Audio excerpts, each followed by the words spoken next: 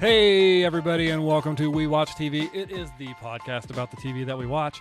I am Daniel. She is Hope. This is episode 95, and I spent, about 2 hours today elbow deep in our toilet. Yeah. The flopper chain broke, so I had to get that I thought fixed. you said it was called a flipper. Was it a flipper? I don't remember. Kinkless on the box. Kinkless chain. I don't even know.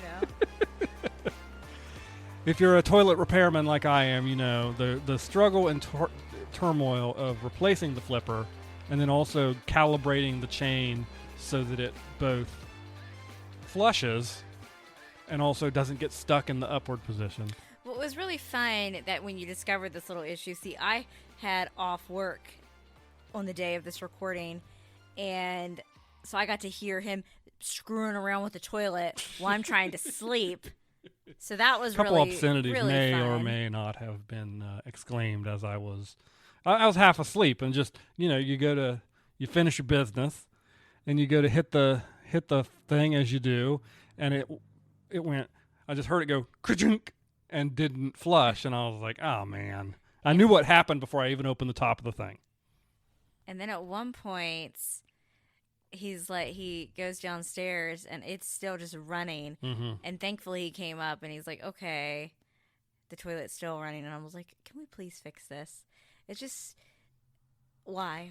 It's just thing after thing. And then, so when homeownership is amazing. When we were on our run, we were talking about what to do until we got it fixed. And I was like, if it's yellow, let it mellow. What did I say? If it's poo, let it stew. We are children.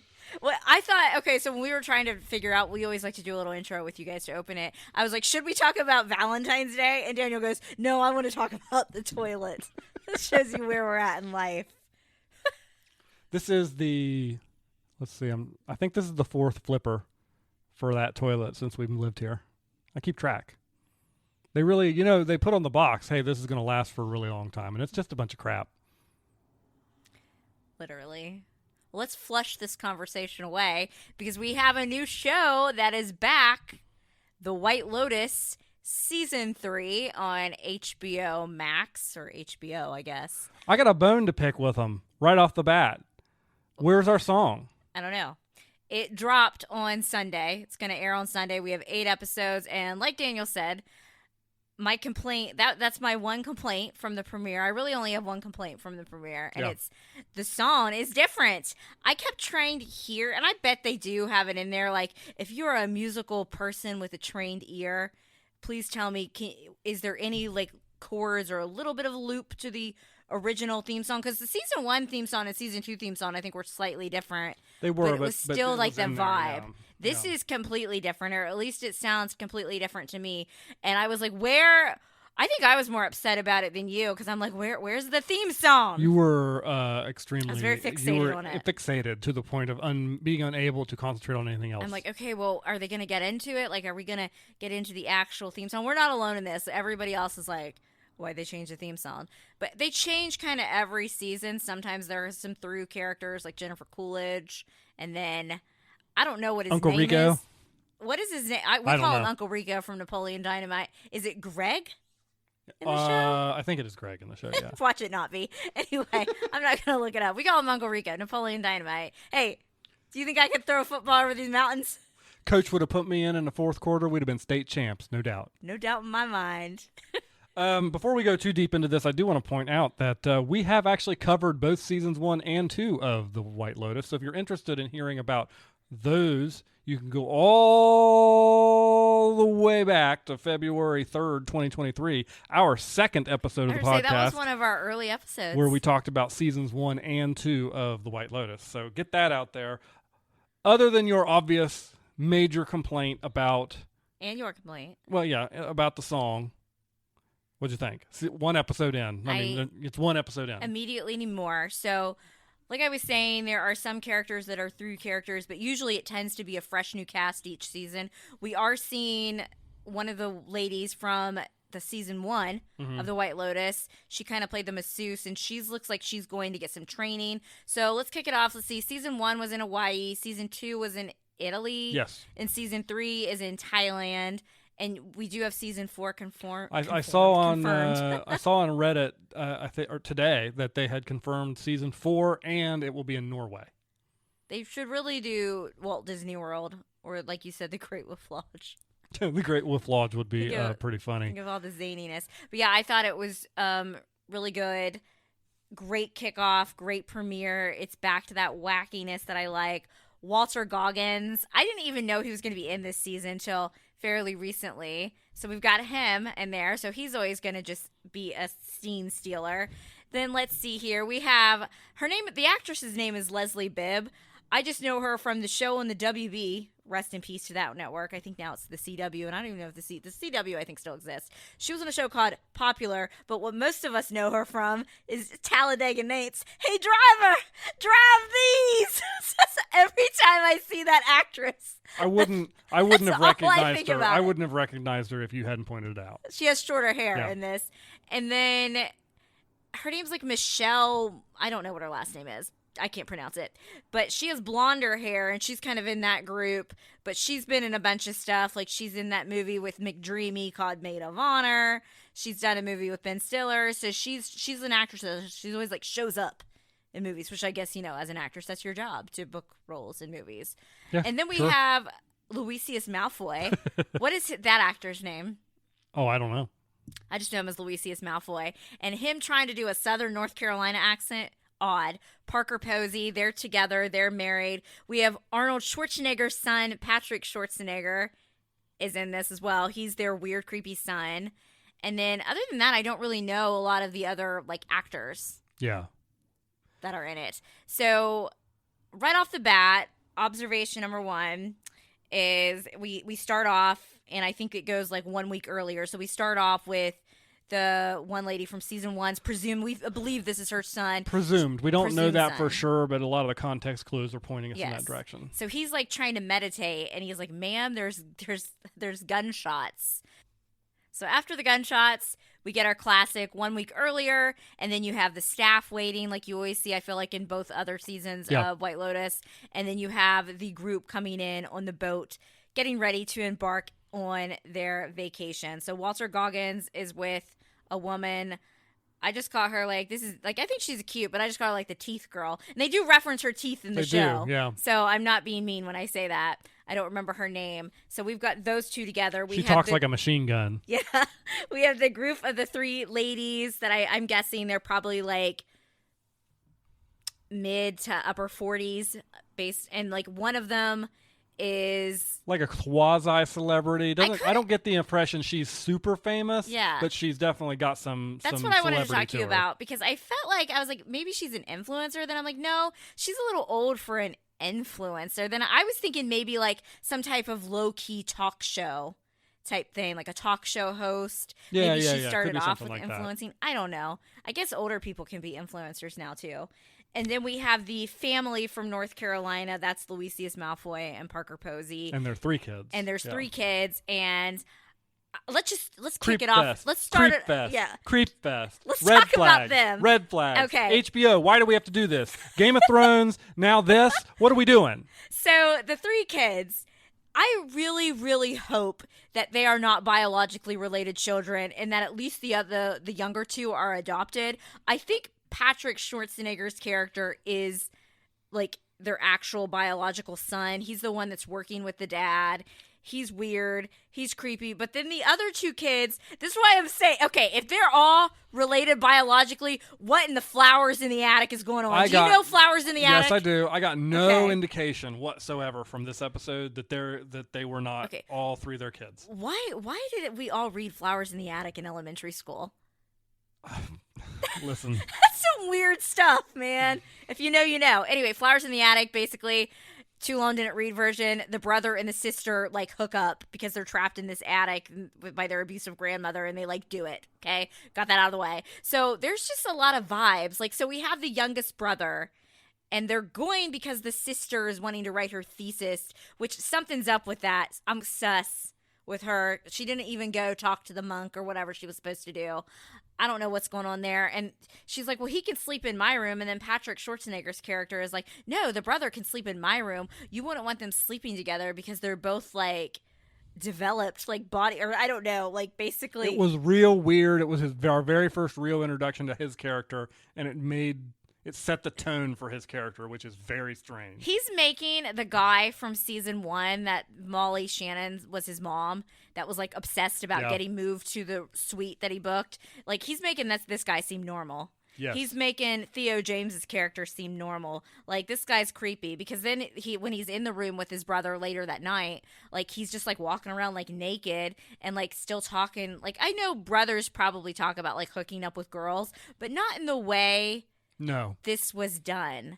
No. And it's just please, they cannot all be related. Please tell me they're not all related, HBO, please. And that'd be a very like Southern stereotype too. I don't want to hear it. Now, I'm going to say this, the accents are weird. I don't think any of these actors can do a North Carolina, because like Parker Posey and Lucius Malfoy, they're like trying to do this North Carolina accent, but all I hear is actors trying to do an accent. What about you? Yeah, the kids didn't seem to have as much of an accent but that's at all. true, though, in life. Like, sometimes you'll see the kids don't pick it up as bad as the parents. I don't know. The whole thing was weird. Now, I think for people who don't live around people who have those kind of accents, they don't notice it, but we happen to live in places of the world where that kind of accent is a little prevalent, and I even have a little bit of that to a certain extent, and so it just every time I hear one that doesn't sound right, it just really doesn't sound right. They were like phasing it in and out. Yeah, that's the problem too. Is phase out of the accents. Like sometimes the actors just have trouble with certain stuff, so they just don't do it, and it's like really difficult. So Lucius Malfoy, that's his name. That's what we're gonna call him. I really miss his long blonde wig. So he has some business dealings and something's going on, so that's the drama on that end. I think Parker Posey's character, or Lindsay Carlisle Shea, Parks and Rec, I think there's something going on she must just be on pills all the time because she's half out of it, half asleep. And then their youngest son, who the other siblings are being creepy towards, he got into both Duke and UNC, to the two rival schools. And I wonder if anybody that doesn't pay attention to like sports and stuff, like people are probably like, why are they talking about that? I'm like, no, that actually is a big deal. Which one you would go to. So we have that whole plot. We have the sister.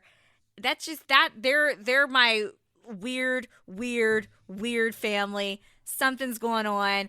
I really hope those kids aren't related. Anything else you want to say about the weird family? No, I think we have a good transition from them. Is also the dad has had 2 run-ins with Walton Goggins' character, and he doesn't like him. Is it Walton or Walter? I think it's Walton. We're terrible with names. Whatever. He's awesome. This actor's awesome. So he was smoking on the boat, and then when they acting annoyed, and then when he was out making the dad, when Lucius Malfoy was out making his phone call, they ran into each other again. And I just feel like they're either throwing a red herring up to us here, or they're, obviously we know by the end of the season a major conflict is going down. Yes. And so the question is who's involved with that, and they're giving us people clashing right now with those two. And they're not even supposed to be on their phones in the lobby too. Correct. You're supposed to take them. I would never give up my phone on vacation. She's like, you can put your phone in this bag, like the lady at the hotel, and I'd be like, absolutely not. So Walton Goggins' character, he is wanting to find the husband of the wife who owns that resort. Yes. Because something's going on there. He's Mr. Cranky Pants. But then his presumed girlfriend, travel buddy, what will you? She's just a little chatterbox. Yeah. And we had to pause the episode because I don't think we're anything like this couple, but except for in this particular moment. What did he say to her? He said, I think they'd just gotten back to their room and they were talking. And she was talking about everything in the room. And he was like, you're like an effing machine gun. With all the questions and all the talking. And just, if you know Walton Goggins, you know how he delivered that line, and it was excellent. And I feel like that's how I am with you sometimes when I'm really excited. Yeah. Like, even like the girl, she's like, did you hear that? Her name was Mook. I feel like that's something I would say to you, like some irrelevant like detail. I think, though, with those two, I think she's cooked. Because she's like, I'm going to get you to have fun. I don't know what she said. Something on this vacation, even if it kills me. I'm she's toast. If they're abiding by traditional foreshadowing, storytelling archetypes, then yeah, she's done for. Yeah. By saying that line. You can never say, even if it kills me, Yeah. because that's it. Well, and then she is, because he's just so cranky and grumpy the whole time, she decides to go to the bar. She meets this woman who, by the way, I looked her up. She's not in season 2. I thought she might have been one of the girls from season 2. I couldn't remember. According to IMDb, she's not, but she meets this model, supposedly, at the bar, and she's like, yeah, my boyfriend is annoying me too. He's that bald guy over there. Now, I had been so fixated on Jennifer Coolidge not being on this season that I forgot just Uncle Rico slipped my brain. I really need to go back because for some reason I thought he died. I guess he didn't. No, he got away. She did, obviously. Yeah. Help these gays. What'd she say? They're trying to kill me. So the camera pans just to him. We don't see him talking. Nope. He has no lines. I screamed so loud that I scared Marvin off the couch, our dog. And were you expecting to see him right off the bat? He wasn't on my radar at that juncture. Yeah, it's not. It's as I thought about it, I was like, I should not have been surprised to see him show up there. But at that moment, it was just like, it was the first season. We're trying to get you established with the characters. It was kind of a really, I think, exciting and bold choice to just put him there right at the beginning. Yeah. We may not see him for 2 or 3 episodes now, but we'll know he's lurking around somewhere. I actually think it would be really funny if if that was it. He had nothing to do with the season, but he was just that would there. make me mad. And then he was on the phone talking to some people, and he seemed pretty annoyed. I never thought that with the way this show works, the through line character through 3 seasons at this point would be Uncle Rico's character, and not somebody else, because he's the only one now who showed up in all 3 seasons. Do you think the woman from Hawaii would recognize him? She really didn't see him very much, though. Yeah, it's been so long since I saw. Since I saw season 1, you'd have to go back and see. Did they have any direct interaction? I don't remember. All right. So the friend group of the ladies, I feel like they all secretly hate each other. Yes. Like the one that's kind of the star, the low-key, the D-list celebrity one, I feel like she's overly trying to be nice. Mm-hmm. And they're all like, do you like your room? And then like the one, I think she must be the single one that went up and cried because she saw the other 2 and presumed they were talking about her. So something, these women are a mess. They're a mess. I don't think she hates, I think the other 2 hate each other. The ones that are super nicey to each other all the time, I think they hate each other. I think the other one is jealous of the lives that they're living. Who knows? So the only time we saw her really excited was all the monkeys outside the room. Yeah. That would be weird to go. That would be weird. And see to open up your room and just see monkeys chilling and hanging out. Mm-hmm. That monkeys are different than I'm not saying birds aren't smart, but monkeys can stare into your soul. Yeah. They follow you, and I'm and I feel like the show's made an attempt to show they put a lot of attention and B-roll and stuff on the monkeys. So I have this sneaking suspicion they're going to play into something, or at least at a minimum, it's some sort of allegory that they're trying to go for. I almost want to watch the premiere again to see if we can get a better look at the body in the water, because before they did the 1 week earlier, we see the body in the water. The thing is, though, the gunshots that went off early in that episode, there was lots of them. It wasn't like it was bam, bam, and over with. So it could be just nobody we know, because it seems like there's a major event taking place. I guess so.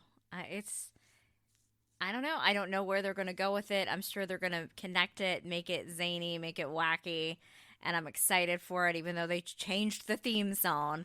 I'm looking forward to it. I'm still a season 1 purist. Not that I think I've said it before. I still enjoyed season 2, but season 1 was just the perfect show for me.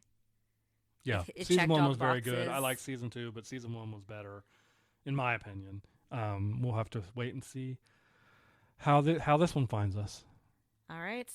So moving right along in some other weird shows, Severance episode 5. Picked up pretty much where we left off. The secrets are out.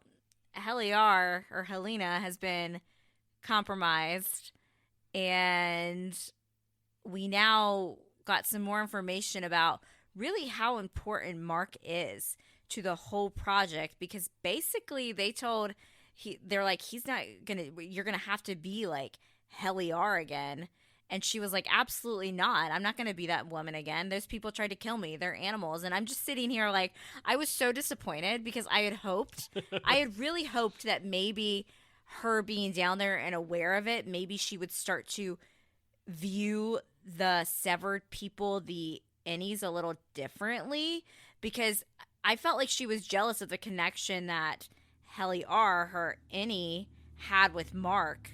And I felt like I don't know. I didn't think she was going to come around and not be a villain, but I thought she might have felt more empathy. Absolutely not, from None what we at were all. given. None whatsoever. Stone cold, and but they're making her. They're like, Mark's so important to do this project that the board is saying you have to go back in as Helly R. So now we have Mark.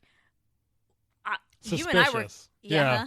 I think we were unsure because very unsure. So when we left, it didn't get touched on in episode 4, but in episode 3, Mark was working with that doctor to merge himself back together. Yes. And so when we come back to episode 5, at first we weren't sure whether Mark was being distanced from Helly because he didn't think he could trust her. He was cold to all of them. Yeah, or he was maybe something else was going on in the merge, and it was actually outie Mark, and he didn't really know. We thought what it might to be do. outie Mark. I think by the end, with what happened, and we'll get to that in a little bit. I'm leaning towards he was just being cold because now he doesn't know who to trust. Yeah, he was cold towards Dylan too. So basically, they wanted Dylan demanded that they have a funeral, even though he didn't die. And not a retirement party. Because they usually, when the outies, when the innies leave, they have a retirement party. But in this specific case, because Milchick was forward with them and said, he's not coming back. He said he's never coming back. So they wanted to have a funeral for the innie of Irving. And Mark was just like, well, make it quick. And we were like, oh. So I think I think this unsevering process is working. And it's making, but I think you're right. Like, he didn't know who to trust. We've got Milchick, more Milchick goodness. That actor deserves awards. He's excellent. And so does the actress playing Helly because, wow, talk about diabolical. So Milchick also had his performance review up, and I'm never going to think about the way I put a paperclip on a stack of documents again. That was pretty good. They, noted that. He tried to talk to Natalie about the photos. I'm starting to think that Natalie is always on the board. The board is always in her eyes, and that's why her eyes change and are so expressive. I think the board is always on with Natalie. I'm trying to figure her out. I'm starting to wonder, is she just 100% severed? And all she is that. I have no idea, but that kudos to that actress. Yeah. We still don't know what's going on with the little girl. No, we have no idea. She really wants to play that weird instrument, the pheromone or whatever they call it, because she got real mad. She and Milchick got a little snippy with each other, though. Yeah. Because she didn't want to have the funeral. And then outside of it, we have Outie Irving meeting Outie Burtz. Yep. We have Christopher Walken's character back, and he's like, you came to my house, and they talked about it, and we know he's married, or maybe not married, but with another person, but they're feeling that connection. Mm-hmm. And so we've got that plot going on. And Irving's also talking to somebody on the phone. He did a little bit last season. He has continued this season, and we've never really seen who he's talking to. But we did see the drawing of the place that he was drawing. We saw that on the show, right? Yeah. The hallway. So more importantly, he left a message for Dylan. He drew a picture of that black hallway. Hang in there. And he put a note on it, and he said the last thing he said to Dylan was hang in there. And then Dylan sees that poster, hang in there, checks the back of it. There's the note. Yeah. We didn't get to see what the content of the note contained, but he saw the note. He saw the painting of the black hallway. So Dylan has information to go forward with. I'm a little worried for Mark's sister and her husband because clearly Lumen is like trying to get her husband, and he's basically rewrite his book entirely to fit their narrative. Yeah. And he's like, this is the most financial incentive I've ever been given. And she's like, at what cost? Now, another thing I want to say about this show, and I forgot to say it last week, and I absolutely can see them doing this, ending the season, maybe as your season cliffhanger, with Helly being pregnant. Yeah, I could see that. I could see him doing that. And that does a whole... Milchick when Milchick had his confrontation with Mark in the elevator... Oh, he knew about it. It was a very strong point to point out that he had those relations with the future CEO of Lumen Industries. He was like, does Helly R know that what you guys did in the tent? Yeah. And so obviously we know Mark is very important to this project. But now, if Mark is potentially the father of the next Egan heir, Right. like, I think that sometimes that's a cheap ploy to do pregnancy things and storylines. But in this case, then you have the whole thing of like, who's the mom, consent, all this stuff. It's like you have so many things you could build off that. And I really do think there's something up with Gemma, Miss Casey, his wife, and that she was somehow maybe if she's not like villainy in it, somehow was involved with this supposed project, because there's got to be a reason why Mark is so important. So let's get to that.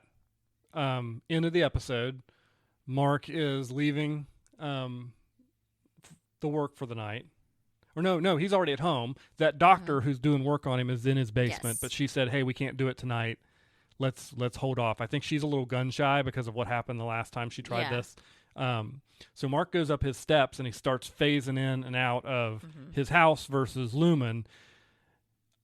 I have a comment to make about that, but I'll describe the scene first. And as he's going up the steps, he's in Lumen, then he's at his house, then he's at Lumen, and he finally gets up to the top of the steps and he's looking down the hallway. He turns around, he sees Miss Casey behind him, who is his wife. Mark, your outie is, yeah, or your Annie is, where she's like talking about like what all these like things that he is. Yeah, and so in my mind that confirms for Mark, he and his sister had outie Mark and his sister had been trying to answer the question, what does she's alive mean? Which is the last thing he said at the end of season 1. I think this solidifies in his mind what that meant.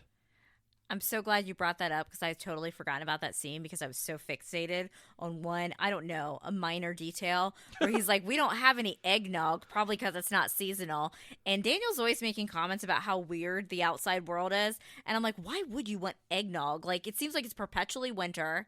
And then, like, I was so fixated on the eggnog comment. I was like, what a weird beverage to ask for at someone's house. Yeah, it's a strange thing to ask for.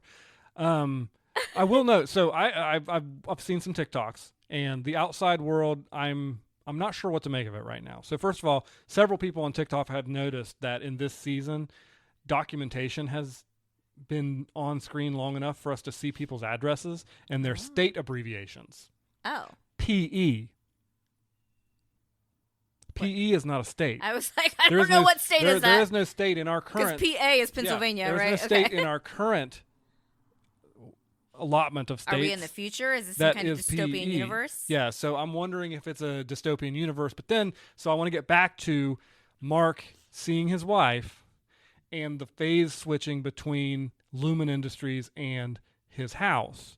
That could have been them trying to display to you through the visual medium that is television the hallucinations that are happening as he's beginning to merge Mark S and outie Mark together into one person. Or it could be revealing to us something else about the nature of Mark's entire existence. Are we having like us a Truman Show on our hands where everything has been going? I just want to know. I want more of Milchek, because I think he's the best character. He is so excellent. The actor that plays him is doing such a great job of putting layers to his character that without saying anything, he's just layering him. I think. I do want to go back to Natalie, the actress that plays her, is also excellent. They're all she so says good. so much without her eyes alone when he's talking to her about those paintings, and then she just completely ignores it. Everybody's doing a great job. But I agree. I think we're going to get more Milchek. We did not get any. What's her Corbell? Cobell this episode. Yeah, I think she's got some screws loose. She's about 3 fries short of a Happy Meal, regardless of what's going on. Yeah, I know. I wonder. I almost wonder if we don't see her again until the end of the season. We'll see. And she comes in. She wants to be in charge. Now. Yeah. She wants to be in charge of the MD floor. And she has a worshiping thing. Yes, and I don't think she has a lot of respect for Helly. I think Helena. I'm sorry for Helena, and I think she has to do what Helena says only because Helena is an Egan. Yeah. But I think that Helena might screw up enough by the end of this season to get herself demoted, and they put Mrs. Corbell back in charge of the whole Severed. The whole outside world thing. those theories could come. Like, why do they have the goats? Why are they doing all this testing inside? There's a lot that could come into play with that. A lot of stories that they can tell, and I'm looking forward to seeing what happens next. I saw one theory that I think has some weight to it, basically suggesting they're trying to figure out a way to bring back their original Egan, Keir Egan, the original founder of the company, like bring him back to life with all of his memories into a new vessel. Body. I hate that. I know. I hate that. I hate that too. I do not like that. I do not like that. But they do have a lot of worship of that character.